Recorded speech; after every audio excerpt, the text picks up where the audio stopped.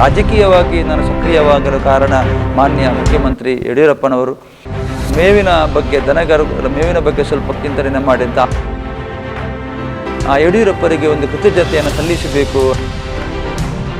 ಯಡಿಯೂರಪ್ಪನವರ ಆಡಳಿತ ಅಂತ ಹೇಳಿದರೆ ಅದು ಜನಪರ ಆಡಳಿತ. ಬಗರ್ ಹುಕುಂ ಹೋರಾಟದ ಬಗ್ಗೆ ಯಡಿಯೂರಪ್ಪ ಅವರು ಗುಡುಗಿದರೆ ವಿಧಾನಸೌಧ ನಡುಗುವುದು ಅಂತ. ವಿಜಯೇಂದ್ರಣ್ಣ ಒಳ್ಳೆಯ ಒಬ್ಬ ಯುವಕರ ಕಣ್ಮಣಿ. ಟೀಕೆಗಳೆಲ್ಲವೂ ಕೂಡ ಸತ್ಯಕ್ಕೆ ದೂರವಾದದ್ದು.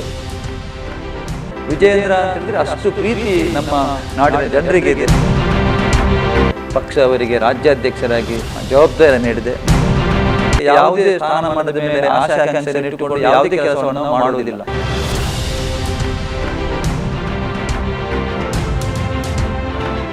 ಸಾಮಾಜಿಕ, ಧಾರ್ಮಿಕ, ಶೈಕ್ಷಣಿಕ ಕ್ಷೇತ್ರದ ಸಾಧನೆಯೇ ಇವರಿಗೆ ರಾಜಕೀಯ ರಂಗಕ್ಕೆ ಪ್ರವೇಶಿಸುವಂತೆ ಮಾಡುತ್ತದೆ.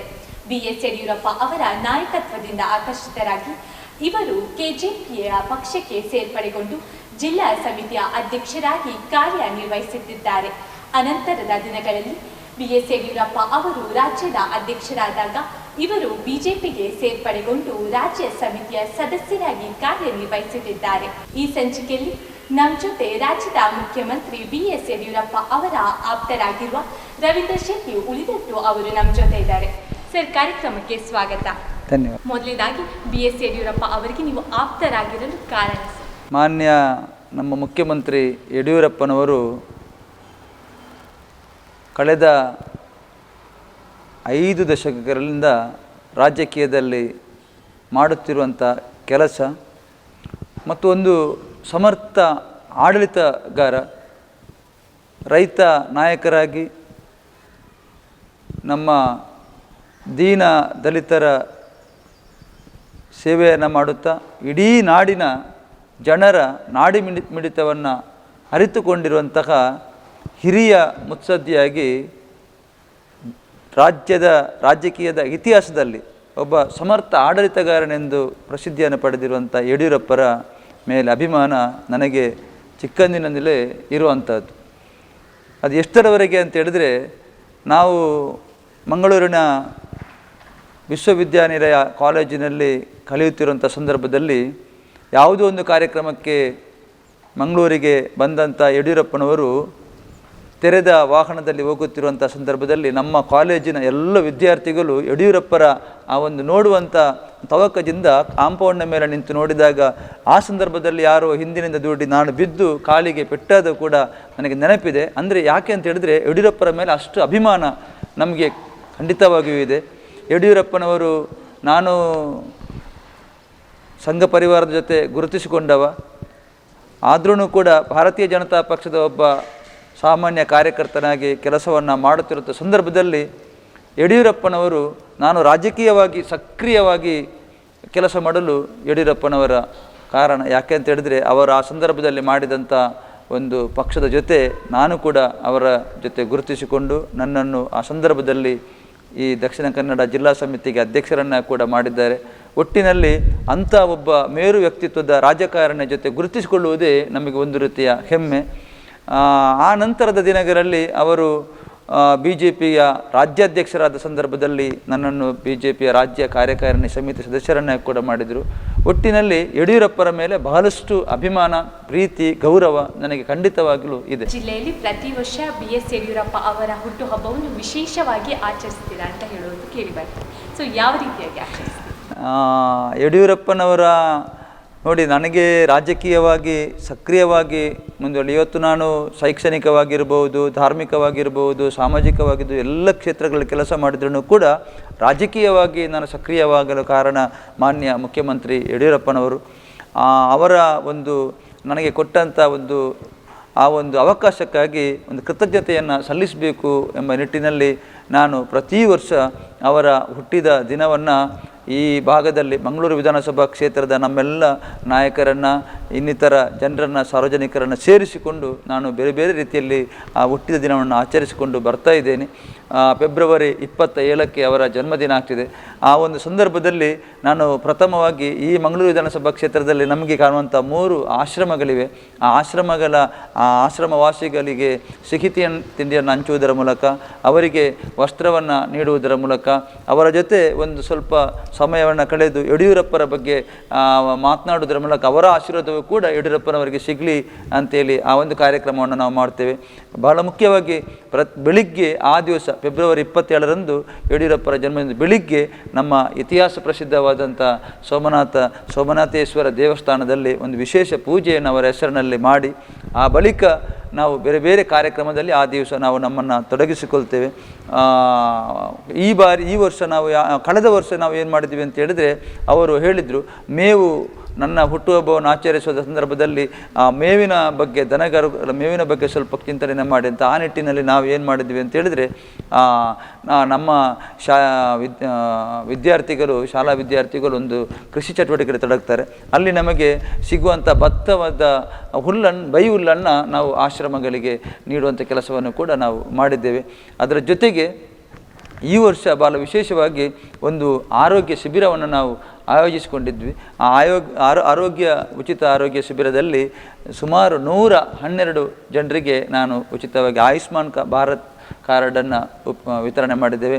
ಜೊತೆಗೆ ಅಲ್ಲಿ ಬೇರೆ ಬೇರೆ ವಿಭಾಗಗಳನ್ನು ವಿಭಾಗಗಳನ್ನು ನಾವು ಅದರಲ್ಲಿ ಭಾಳ ಮುಖ್ಯವಾಗಿ ಕಣ್ಣಿನ ತಪಾಸಣೆ ಚಿಕಿತ್ಸಾ ವಿಭಾಗವಿತ್ತು. ಅಲ್ಲಿ ಒಂದು 28 ಜನರಿಗೆ ಕನ್ನಡಕದ ಅವಶ್ಯಕತೆ ಇತ್ತು. ಅದನ್ನು ಕೂಡ ನಾವು ಉಚಿತವಾಗಿ ನೀಡಿದ್ದೇವೆ.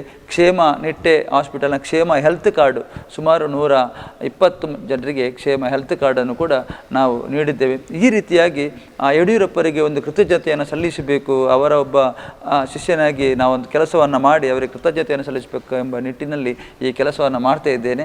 ಇದು ಸಾರ್ವಜನಿಕ ಬಹಳಷ್ಟು ಪ್ರಯೋಜನವೂ ಕೂಡ ಇದರಿಂದ ಆಗಿದೆ. BS ಯಡಿಯೂರಪ್ಪ ಅವರನ್ನು ನೀವು ಆಪ್ತರಾದ ಕಾರಣ ಅವರು ಹತ್ತಿರದಿಂದ ಬಲ್ಲವರಾಗಿದ್ದೀರಾ. ಸೊ ಅವರ ಆಡಳಿತದ ಬಗ್ಗೆ ನಿಮ್ಮ ಅಭಿಪ್ರಾಯ? ನೋಡಿ, ಯಡಿಯೂರಪ್ಪನವರ ಆಡಳಿತ ಅಂತ ಹೇಳಿದರೆ ಅದು ಜನಪರ ಆಡಳಿತ. ಜನರಿಗೆ ನಾನು ಆಗ ಹೇಳಿದಂತೆ ಇಡೀ ನಾಡಿನ ಜನರ ನಾಡಿಮಿಡಿತವನ್ನು, ಕಷ್ಟ ಸುಖಗಳನ್ನು ಭಾಳ ಸೂಕ್ಷ್ಮವಾಗಿ ಗಮನಿಸುವಂಥ ಒಬ್ಬ ರಾಜಕಾರಣಿ ಕರ್ನಾಟಕದಲ್ಲಿದ್ದರೆ ಅದು ಮಾನ್ಯ BS ಯಡಿಯೂರಪ್ಪನವರು. ಅವರ ರಾಜಕೀಯ ಜೀವನವೇ ಹೋರಾಟದಿಂದಲೇ ಪ್ರಾರಂಭವಾದದ್ದು. ಅದು ಎಲ್ಲಿಯವರೆಗೆ ಇತ್ತು ಅಂತೇಳಿದರೆ, ಯಡಿಯೂರಪ್ಪನವರು 1985ರಲ್ಲಿ ಒಂದು ಬಗರ್ ಹುಕುಂ ಒಂದು ಹೋರಾಟವನ್ನು ನಡೆಯುತ್ತಿರುವಂಥ ಸಂದರ್ಭದಲ್ಲಿ ಆವಾಗ ಇದ್ದದ್ದು ನನ್ನ ಗಮನಕ್ಕೆ 2 BJP ಪಕ್ಷದಿಂದ ಚುನಾಯಿತರಾದ ಶಾಸಕರು ಇದ್ದದ್ದು. ಕೊನೆಯ ಗಳಿಗೆಯಲ್ಲಿ ವಸಂತ ಬಂಗೇರವರು ಕೂಡ BJPಯನ್ನು ಬಿಟ್ಟು ಹೋದ ಸಂದರ್ಭದಲ್ಲಿ ಯಡಿಯೂರಪ್ಪರು ಒಬ್ಬರೇ ಆವಾಗ MLA ಆಗಿದ್ದರು. ಒಬ್ಬರೇ ಏಕಾಂಗಿಯಾಗಿ ಅವರು ವಿಧಾನಸಭೆಯಲ್ಲಿ ಅಧಿವೇಶನ ನಡೆಯುತ್ತಿರುವ ಸಂದರ್ಭದಲ್ಲಿ ಬಾವಿಗೆ ಇಳಿದು ಪ್ರತಿಭಟನೆ ಮಾಡಿದರು. ಬಗರ್ ಹುಕುಂ ಹೋರಾಟದ ಬಗ್ಗೆ ಅರ್ಹ ಜನರ ಪರವಾಗಿ ನಿಂತು ಹೋರಾಟವನ್ನು ಮಾಡಿ ಆವಾಗ ಅರಣ್ಯ ಸಚಿವರಾಗಿದ್ದರು ಬಿ ರಾಚಯ್ಯ ಅಂತೇಳಿ ಅರಣ್ಯ ಸಚಿವರಾಗಿದ್ದರು. ಅವರು ಹೇಳಿದ್ರಂತೆ, ನಮ್ಮ ಕಣ್ಣು ತೆರೆಸಿದ್ರು ಯಡಿಯೂರಪ್ಪನವರು ಅಂತೇಳಿ. ಕೂಡಲೇ ಅದಕ್ಕೆ ಬೇಕಾದಂಥ ವ್ಯವಸ್ಥೆಯನ್ನು ಮಾಡಿ ಆ ಬಗರ್ ಹುಕುಂ ಹೋರಾಟಕ್ಕೆ ಒಂದು ಜಯವನ್ನು ತಂದುಕೊಟ್ಟಂಥ ಮಾನ್ಯ ಮುಖ್ಯಮಂತ್ರಿ ಯಡಿಯೂರಪ್ಪನವರು. ಅದಕ್ಕೆ ಹೇಳ್ತಾರೆ, ಯಡಿಯೂರಪ್ಪ ಅವರು ಗುಡುಗಿದರೆ ವಿಧಾನಸೌಧ ನಡುಗುವುದು ಅಂತ. ಆ ಮಾತು ಇವತ್ತೂ ಕೂಡ ಚಾಲ್ತಿಯಲ್ಲಿದೆ. ಯಾಕೆ ಅಂತ ಹೇಳಿದ್ರೆ, ಅಷ್ಟು ಒಂದು ಕಾರ್ಯಯೋಜನೆ ಆಗಬೇಕು ಅಂತ ಹೇಳಿದರೆ ಛಲದಿಂದ ಅದು ಹೇಗಾದರೂ ಮಾಡಿ ಅವರ ಕಾರ್ಯಕ್ರಮವನ್ನು ಮಾಡಿ ಸಿದ್ಧ ಎಂಬ ಒಂದು ಹೋರಾಟಗಾರ ನಮ್ಮ ಮಾನ್ಯ BS ಯಡಿಯೂರಪ್ಪನವರು. ಇವತ್ತು ನೋಡಿ ಮತ್ತೊಮ್ಮೆ ಅಧಿಕಾರಕ್ಕೆ ಬಂದಿದ್ದಾರೆ. ಆವಾಗ ಕುಮಾರಸ್ವಾಮಿ ಅವರ ಜೊತೆ ಸೇರಿಕೊಂಡು 2020 ಒಂದು ಆಡಳಿತ ಸಂದರ್ಭದಲ್ಲೂ ಕೂಡ ಅವರು ಬಹಳಷ್ಟು ಯೋಜನೆಗಳನ್ನು ರಾಜ್ಯದ ಜನರಿಗೆ ನೀಡಿದವರು. ಇವತ್ತಿಗೂ ಕೂಡ ಜನ ಮರೆಯುವುದಿಲ್ಲ. ಭಾಗ್ಯಲಕ್ಷ್ಮಿ ಯೋಜನೆ ಒಂದೆಷ್ಟು ಒಳ್ಳೆಯ ಯೋಜನೆ ಅಂತ ಹಲವಾರು ಯೋಜನೆಗಳನ್ನು ಜನಪರವಾಗಿ ಅವರು ನೀಡಿದಂಥ ಮಾನ್ಯ ಮುಖ್ಯಮಂತ್ರಿ ಯಡಿಯೂರಪ್ಪನವರು ಇವತ್ತು ಅಧಿಕಾರದಲ್ಲಿದ್ದಾರೆ, ಅಧಿಕಾರವನ್ನು ನಡೆಸ್ತಾ ಇದ್ದಾರೆ. ನಮಗೆ ಗೊತ್ತಿದೆ, ಇಡೀ ಲೋಕವೇ ಕೊರೋನಾ ಎಂಬ ಮಹಾಮಾರಿಗೆ ತುತ್ತಾಗಿ ಬಹಳಷ್ಟು ಜನ ಇವತ್ತು ಸಂಕಷ್ಟಕ್ಕೆ ಒಳಗಾಗಿದ್ದಾರೆ. ಅದು ದಿನಗೂಲಿ ಕಾರ್ಮಿಕರಿಂದ ಹಿಡಿದು ಎಷ್ಟೆಷ್ಟೋ ದೊಡ್ಡ ಶ್ರೀಮಂತರು ಕೂಡ ಎಲ್ಲರೂ ಕೂಡ ಈ ಒಂದು ಸಂಕಷ್ಟಕ್ಕೆ ಒಳಗಾಗಿದ್ದನ್ನು ನಾವು ನೋಡಿದ್ದೇವೆ. ಇವತ್ತು ಎಲ್ಲಿಯವರೆಗೆ ಅಂತೇಳಿದರೆ, ಇಷ್ಟು ಬಲಿಷ್ಠ ರಾಷ್ಟ್ರಗಳಿಗೆ ಕೂಡ ಒಂದು ಕಣ್ಣಿಗೆ ಕಾಣದ ವೈರಸ್ ಕೊರೋನಾ, ಒಂದು ಲಸಿಕೆಯನ್ನು ಇಷ್ಟರವರೆಗೆ ನಮಗೆ ಅಧಿಕೃತವಾಗಿ ಒಂದು ಘೋಷಣೆ ಮಾಡಲಿಕ್ಕೆ ಆಗಲಿಲ್ಲ. ಪ್ರಯತ್ನದಲ್ಲಿದೆ. ನಮ್ಮ ಭಾರತವೂ ಕೂಡ ಏನು ಹಿಂದೆ ಬಿದ್ದಿಲ್ಲ. ಆ ಪ್ರಯತ್ನದಲ್ಲಿ ಕೆಲಸವನ್ನು ಮಾಡ್ತಾ ಇದೆ. ಒಟ್ಟಿನಲ್ಲಿ ಯಡಿಯೂರಪ್ಪನಂಥವರು ಮುಖ್ಯಮಂತ್ರಿಯಾಗಿರುವುದೇ ಈ ಸಂದರ್ಭದಲ್ಲಿ ನಮಗೆಲ್ಲರಿಗೂ ಹೆಮ್ಮೆ. ಆ ಒಂದು ಕೊರೋನಾದ ಈ ಸಂದಿಗ್ಧ ಪರಿಸ್ಥಿತಿಯಲ್ಲಿ ಯಾವ ರೀತಿಯಾಗಿ ಅವರು ದಿನವಿಡೀ ಸಾರ್ವಜನಿಕರ ಜನರ ಒಳಿತನ್ನು ಬಯಸುವುದರ ಮೂಲಕ ಕಾರ್ಯಕ್ರಮವನ್ನು ಹಮ್ಮಿಕೊಳ್ಳುವಂಥದ್ದು, ಆಡಳಿತವನ್ನು ನಡೆಸುವಂಥದ್ದು, ವಿರೋಧ ಪಕ್ಷದವರನ್ನು ವಿಶ್ವಾಸಕ್ಕೆ ತೆಕ್ಕೊಂಡು ತಮ್ಮ ಸ್ವಪಕ್ಷದವರನ್ನು ವಿಶ್ವಾಸಕ್ಕೆ ತೆಕ್ಕೊಂಡು ತಮ್ಮ ಮಂತ್ರಿಗಳ ಜೊತೆ ಸೇರಿಕೊಂಡು ಹಿರಿಯರ ಜೊತೆ ಚರ್ಚೆ ಮಾಡಿ ಭಾಳ ಒಳ್ಳೆಯ ರೀತಿಯಲ್ಲಿ ಆಡಳಿತ ನಡೆಯುತ್ತಿರುವುದನ್ನು ನಾಡಿನ ಜನ ಗಮನಿಸ್ತಾ ಇದ್ದಾರೆ. BS ಯಡಿಯೂರಪ್ಪ ಅವರ ಭಾಗ ಆಡಳಿತದಲ್ಲಿ ಹಸ್ತಕ್ಷೇಪ ಮಾಡ್ತಾರೋ ಮಾತು ಕೇಳಿ ಬರ್ತಾ ಇದೆ. ಇದು ಎಷ್ಟರ ಮಟ್ಟಿಗೆ ಸತ್ಯ? ನೋಡಿ, ಇವಾಗ ಏನಾಗಿದೆ ಅಂತ ಹೇಳಿದ್ರೆ ಯಾವುದೇ ಕಾರಣಗಳಿಲ್ಲ. ವಿರೋಧ ಪಕ್ಷಗಳಿಗೆ ನಮ್ಮ ಭಾರತೀಯ ಜನತಾ ಪಕ್ಷ ನೇತೃತ್ವದ ಯಡಿಯೂರಪ್ಪರ ನೇತೃತ್ವದ ಈ ಒಂದು ಆಡಳಿತವನ್ನು ಟೀಕೆ ಮಾಡಲಿಕ್ಕೆ ಯಾವುದೇ ಕಾರಣಗಳಿಲ್ಲ. ಯಾಕೆಂತ ಅಷ್ಟು ಸಮರ್ಥವಾದ ಆಡಳಿತವನ್ನು ನೀಡುವಂಥ ನಮ್ಮ ಮುಖ್ಯಮಂತ್ರಿ BS ಯಡಿಯೂರಪ್ಪನವರು ನಮಗೆಲ್ಲರಿಗೂ ತಿಳಿದಿದೆ. ಕಳೆದ ಬಾರಿ ಅಧಿಕಾರ ಅವರು ವಹಿಸಿಕೊಂಡ ಸಂದರ್ಭದಲ್ಲಿ ಪ್ರವಾಹದ ಭೀತಿ ಎದುರಾಯಿತು. ಅದನ್ನು ಕೂಡ ಎಷ್ಟು ಒಳ್ಳೆಯ ರೀತಿಯಲ್ಲಿ ಅವರು ನಿಭಾಯಿಸಿದರು ಅಂತ ಹೇಳಿದ್ರೆ, ಆ ಸಂದರ್ಭದಲ್ಲಿ ದಕ್ಷಿಣ ಕನ್ನಡ ಜಿಲ್ಲೆಗೆ ಅವರು ಎಲ್ಲ ಜಿಲ್ಲೆಗಳಿಗೆ ಪ್ರವಾಸ ಮಾಡಿ, ನಮ್ಮ ದಕ್ಷಿಣ ಕನ್ನಡ ಜಿಲ್ಲೆ ಕೂಡ ಪ್ರವಾಸ ಮಾಡಿ, ದಕ್ಷಿಣ ಕನ್ನಡ ಜಿಲ್ಲೆಯಿಂದಲೇ ಧರ್ಮಸ್ಥಳದಲ್ಲಿ ಅವರು ಘೋಷಣೆ ಮಾಡಿದರು, ಆ ಮನೆಯನ್ನು ಕಳ್ಕೊಂಡವರಿಗೆ ತಕ್ಷಣ 10,000 ರೂಪಾಯಿ ಕೊಡಬೇಕು, ಅವರು ಬಾಡಿಗೆ ಮನೆ ಮಾಡಬೇಕಿದ್ರೆ ಬಾಡಿಗೆ ಕಟ್ಟಲಿಕ್ಕೆ 5,000 ರೂಪಾಯಿ ಕೊಡಬೇಕು, 5 ಲಕ್ಷ ರೂಪಾಯಿ ಮನೆ ನಿರ್ಮಾಣಕ್ಕೆ ಮಾಡಬೇಕು. ಇಂಥ ಒಂದು ಮನಸ್ಸುಳ್ಳಂಥ ವ್ಯಕ್ತಿ ಆಡಳಿತ ನಡೆಸುತ್ತಿರುವಂಥದ್ದೇ ನಮಗೆ ಒಂದು ಗೌರವ. ಈ ವಿರೋಧ ಪಕ್ಷದವರಿಗೆ ಯಾವುದೇ ಕಾರಣ ಇಲ್ಲದಾಗ ಅವರ ಮಗ ಹಸ್ತಕ್ಷೇಪ ಮಾಡ್ತಾರೆ, ಹಾಗೆ ಆಗ್ತಿದೆ ಹೀಗೆ ಆಗ್ತಿದೆ, ಇದೆಲ್ಲವೂ ಕೂಡ ಸತ್ಯಕ್ಕೆ ದೂರವಾದ ಮಾತುಗಳು. BY ನಮ್ಮ ವಿಜಯೇಂದ್ರಣ್ಣ ಒಳ್ಳೆಯ ಒಬ್ಬ ಯುವಕರ ಕಣ್ಮಣಿ, ಒಳ್ಳೆಯ ಭವಿಷ್ಯದ ನಾಯಕ. ಅವರು ಎಷ್ಟು ಒಳ್ಳೆಯ ಕೆಲಸ ಮಾಡ್ತಾರೆ ಅಂತ ಹೇಳಿದ್ರೆ, ನಮಗೆ ಕಳೆದ ಬಾರಿ ಅವರು ಒಂದು ಬಾರಿ ವರುಣ ಕ್ಷೇತ್ರದಲ್ಲಿ ಚುನಾವಣೆಗೆ ನಿಲ್ತಾರೆ ಅಂತಂದರೆ ಇಡೀ ಜನ ಯುವ ಸಮುದಾಯವೇ ಅವರ ಬೆನ್ನ ನಿಂತೆ ಇದ್ದು ಅವರಿಗೆ ಸಹಕಾರವನ್ನು ಕೊಟ್ಟದನ್ನು ನಾವು ನೋಡಿದ್ವಿ. ಈಗಲೂ ಕೂಡ ಅಷ್ಟೇ, ವಿಜಯೇಂದ್ರ ಅಂತೇಳಿದ್ರೆ ಅಷ್ಟು ಪ್ರೀತಿ ನಮ್ಮ ನಾಡಿನ ಜನರಿಗೆ ಇದೆ. ಯಾಕೆ ಅಂತೇಳಿದ್ರೆ ಒಬ್ಬ ಒಳ್ಳೆಯ ಸಂಘಟಕ. ಇವತ್ತು ಯಡಿಯೂರಪ್ಪನವರ ಎಲ್ಲ ಗುಣಗಳು ಕೂಡ ಅವರಲ್ಲಿ ಇದೆ. ಯಾವ ರೀತಿ ಅಂತ ಹೇಳಿದ್ರೆ, ಯಾವ ರೀತಿ ನಾಯಕರನ್ನು ಹೊಂದಾಣಿಕೆಯಲ್ಲಿ ನೋಡ್ಕೊಂಡು ಹೋಗಬೇಕು, ವಿಶ್ವಾಸಕ್ಕೆ ತಗೊಳ್ಬೇಕು, ಒಂದು ಪ್ರೀತಿ ವಿಶ್ವಾಸದಿಂದ ಎಲ್ಲರ ಜೊತೆ ಕೆಲಸವನ್ನು ಮಾಡಬೇಕು. ನೋಡಿ, ಕಳೆದ ಬಾರಿ ಅವರಿಗೆ ಪಕ್ಷ ಜವಾಬ್ದಾರಿಯನ್ನು ಕೊಟ್ಟಾಗ ಯುವ ಮೋರ್ಚಾದ ಉಪಾಧ್ಯಕ್ಷರಿಗೆ ಭಾಳ ಒಳ್ಳೆಯ ಕೆಲಸವನ್ನು ಮಾಡಿದವರು BY ವಿಜಯೇಂದ್ರರವರು.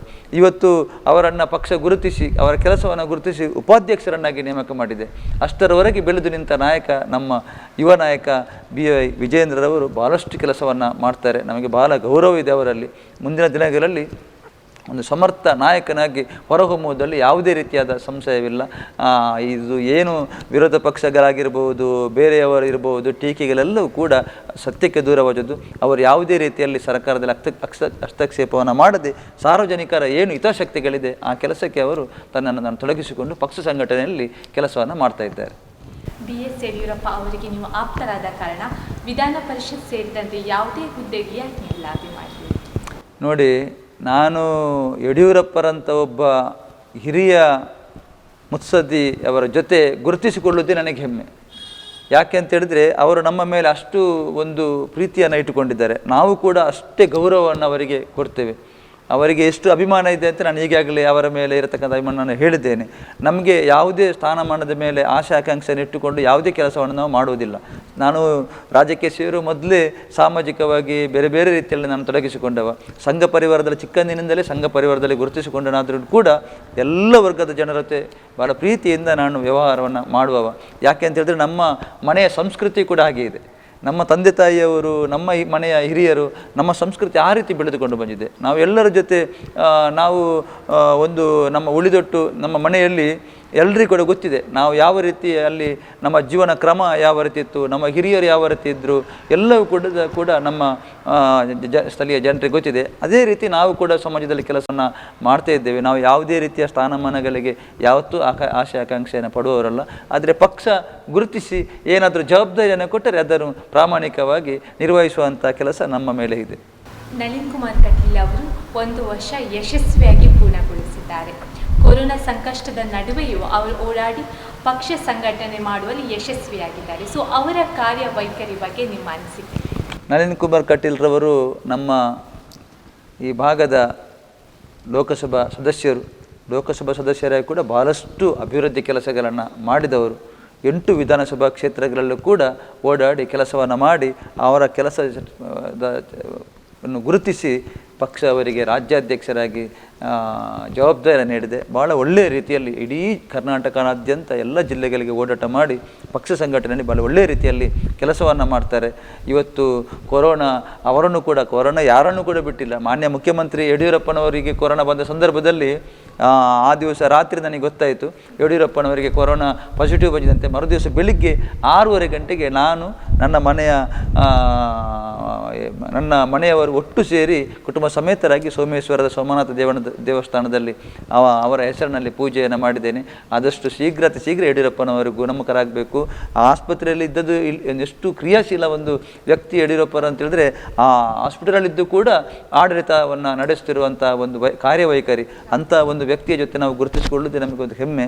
ಅದೇ ರೀತಿ ಇವತ್ತು ರಾಜ್ಯಾಧ್ಯಕ್ಷ ನಳಿನ್ ಕುಮಾರ್ ಕಟೀಲ್ ರವಿಗೂ ಕೂಡ ಕೊರೋನಾ ಪಾಸಿಟಿವ್ ಬಂದಿದೆ. ಆ ನಿಟ್ಟಿನಲ್ಲಿ ಕೂಡ ನಾವು ಇಲ್ಲಿ ಸೋಮೇಶ್ವರ ದೇವಸ್ಥಾನದಲ್ಲಿ ಇಲ್ಲಿಯ ವಿಧಾನಸಭಾ ಕ್ಷೇತ್ರದಲ್ಲಿ ಸೇರಿಕೊಂಡು ಪೂಜೆಯನ್ನು ಸಲ್ಲಿಸಿದ್ದೇವೆ. ಅವರು ಕೂಡ ಶೀಘ್ರ ಗುಣಮುಖರಾಗಲಿ ಅಂತ. ಒಟ್ಟಿನಲ್ಲಿ ನಳಿನ್ ಕುಮಾರ್ ಕಟೀಲ್ ಅವರು ಕೂಡ ಬಹಳ ಒಳ್ಳೆಯ ರೀತಿಯಲ್ಲಿ ಎಲ್ಲರನ್ನ ವಿಶ್ವಾಸಕ್ಕೆ ತೆಗೆದುಕೊಂಡು ಕೆಲಸವನ್ನು ಮಾಡಿ ಇದರ ಮೂಲಕ ಪಕ್ಷ ಸಂಘಟನೆಯಲ್ಲಿ ತೊಡಗಿಸಿಕೊಂಡಿದ್ದಾರೆ. ರಾಜಕೀಯ ಕ್ಷೇತ್ರದಲ್ಲಿನ ತಮ್ಮ ಅನಿಸಿಕೆಯನ್ನು ಹಂಚಿಕೊಂಡ BS ಯಡಿಯೂರಪ್ಪ ಅವರ ಶಿಷ್ಯ ಎಂದೇ ಹೇಳುವ ರವೀಂದ್ರ ಶೆಟ್ಟಿ ಉಳಿದೊಟ್ಟು ಅವರಿಗೆ ಧನ್ಯವಾದಗಳು. ಮತ್ತೊಂದು ಹೊಸ ವಿಷಯದೊಂದಿಗೆ ಹೊಸ ಅತಿಥಿ ಜೊತೆ ನ್ಯೂಸ್ ಟೈಮ್. ನಮಸ್ಕಾರ.